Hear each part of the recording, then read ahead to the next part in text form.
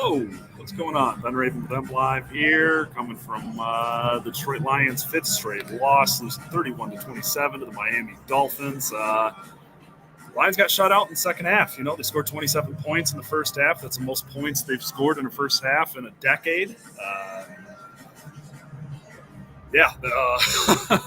What else is there to add to that? The Dolphins came out. They did what they wanted in the third quarter. They kept the Lions off the field, and Tua was dominant on third down while targeting his fast playmaking wide receivers. I don't know. I'd have to double check the final numbers, and I'm sure it's going to be out there, but that's definitely one of Tua's best games in the pros. And that's a pretty safe statement to say, because at one point there, Tua was 8 for 8 for 131 yards with 2 touchdowns on third down alone. Tyreek Hill pressed 150 yards. Yeah, Lions lose 31-27. They're now 1-6 on the season. That's 5 straight losses. Tua finishes 29-36 for 382 yards, 3 touchdowns. Tyreek Hill goes off for 12 catches, 180 yards. Jalen Waddle caught 8 of 9 targets, 106 yards, 2 touchdowns. You know, the coverage cushion was brutal on some third down. You know, there were just a couple spots where Waddle run a curl at the third down marker, and you'd look, and it would be Amani, or it'd be Parker, or it'd be somebody else. They'd be so far off of them. I mean, you just can't. There just seemed to be no reaction. There just seemed to be no adjustment to that at all. It was a pretty shameful second half defensive performance to really just, What is there to say? What is there to say about that? I'm going to get into your comments here. I'm sure they're super, super lovely, but I don't blame you at all. Since I've joined the beat in 2019, that's the 5th time the Lions have blown a 14-point lead and loss. They're now 12-42-2 since the start of the 2019 season. This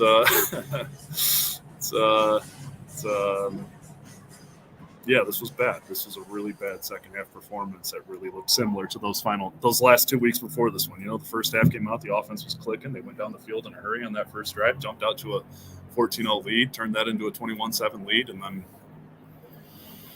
you saw it. Dolphins go 8 of 12 on third down. They go 1-on-1 on fourth down. They're 3 of 3 in the red zone. I guess we should get into a couple bright spots here. You know, Kirby Joseph back-to-back weeks with a nice hard hit, forced fumble. The rookie showing up. Malcolm Rodriguez had a nice sack on the blitz, recovered that fumble.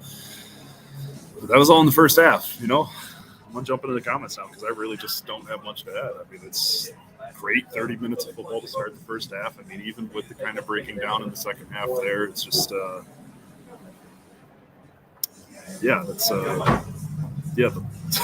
Dolphins 7 possessions today went fumble, touchdown, field goal, touchdown, and then that late punt. And the Lions milk nearly 6 minutes off the clock in the fourth quarter and turn it over on downs and never get the ball back. They had some questionable time management for the end of the first half. They start moving the chains, and all of a sudden they're in the red zone. It's first down, and they got like 16 seconds left. So, I mean, there was some – I don't know. You needed to give yourself all the time in the world, and you run a conservative – you're going down the field. It's a nice little drive. They're moving the chains, but my goodness, you get into Miami side of the field, and I mean, you gave yourself one chance. And it didn't work out. Let's see what the comments are. I got nothing else to add.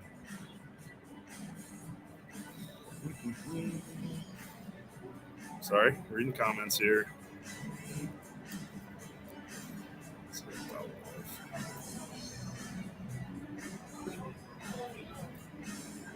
Okay, these comments were about what I expected. I don't really have anything to say for people calling for a coach to be fired because you're clearly not paying attention to the roster. You're clearly not considering the fact that they traded their franchise quarterback. You're clearly not considering the fact that 5 rookies are playing prominent roles on the defensive side of the ball, and you clearly needed to readjust your expectations heading into this season if you're calling for a coach a year and a half into his tenure. This was a pretty dangerous offense the Lions were playing today, and I just think you really need to recalibrate your expectations. I know Hard Knocks was a good time. I know the national media really bought into what was going on here, but you were out of your mind if you thought this was going to be an NFC contender, an NFC North contender this year, you know? I mean, I thought it would be a 6, 7, 8 win team. I didn't think it would be one of the worst teams in the league with a historically bad defense. But what do you want? I mean, Juju Hughes and Kirby Joseph are starting at safety. Amani Owarie has been a walking disaster this year. A.J. Parker was an undrafted rookie last year. He's forced back into the starting lineup at nickel. He got hurt. He left the field today. There's only so much adjusting the coaching staff can do, and I just really think that it's strange to see so much of the heat on Dan Campbell and the coaching staff. I understand why Aaron Glenn is under fire. This is a terrible defense, and they really did not make adjustments the way they were covering Hill and Waddle there in the second half. And I mean, it's just unacceptable to watch someone like Mike Gesicki just find a wide open hole in your red zone defense in the end zone. So I get the frustration with the defensive coordinator. I get the frustration with the head coach too, and some of those time management decisions and stuff like that. But I mean, it's weird to me that Brad Holmes isn't kind of coming under fire because – this has been a long-term build. This is a slow build. They haven't added him. Their most important free agent addition the last 2 years is DJ Chark, and he's on injured reserve. It's just the reinforcement pieces haven't been there. They just haven't been there. So I really think people do need to recalibrate their expectations. I mean, if you're calling for a coach a year and a half, if you want to keep going through the same cycle that you've been going through for 56 years, I mean, that's the way to do it. You brought in a coach here to change your culture. That's happened. The on-field results haven't. But it's still so early into this. And if you thought this was going to be a year and a half rebuild to competency from where this team was 2 years ago to where that roster is right now, the youngest roster in the league, it's not an excuse. It is a fact, like Sheila said. But listen, I get it. The on-field results need to come, but this wasn't an overnight deal. This wasn't a one-year turnaround, I don't know what to tell you. I mean, hey, they don't have speed at cornerback. Jeff Okudah had his best game of his career last week in a box safety type role. And I mean, if you thought that was going to translate to covering Tyreek Hill and Jalen Waddle, you needed to recalibrate your expectations there too. It's look at this roster and be real with yourselves. I'm not trying to come to the rescue for this coaching staff here, but I just think a lot more of that blame should be on the roster construction, the lack of reinforcements, maybe not being honest with the fans that this was going to be a long term. Maybe they should have never called this a retooling. They should have said what Sheila said a year and a half ago. This is a tear down and then a rebuild. I mean, I see it every day. I see that roster. I'm around that team every day. It was a tear down and then a rebuild. It's still pretty much torn down when you're starting guys like Juju Hughes and Kirby Joseph and A.J. Parker in your secondary. I mean, guys, you're not going to stop anybody. Put that out there. I mean, this team needs reinforcements. It's not making excuses.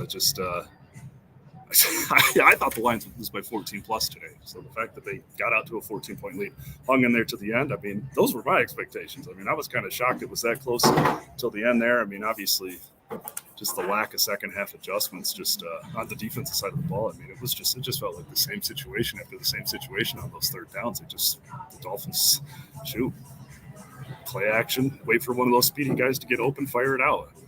I ain't got nothing else to say. I'm not trying to defend. I understand the frustration with Aaron Glenn. I understand the frustration, the lack of the on-field results, but I just think people need to be real with themselves.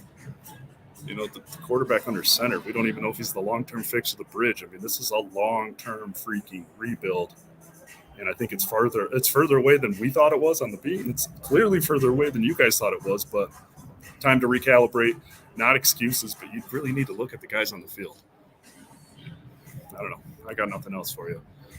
I say maybe step away from the sports talk radio and do a little of your own research is my final word, I'd say.